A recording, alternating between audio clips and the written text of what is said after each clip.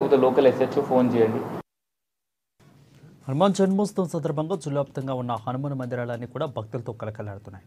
అందంగా ముస్తాబైన ఆలయాలలో ఉదయం నుంచే భక్తుల సందడి కనిపించింది. ఎక్కడ చూసినా ఆధ్యాత్మికత వాతావరణం వెలువెచ్చింది.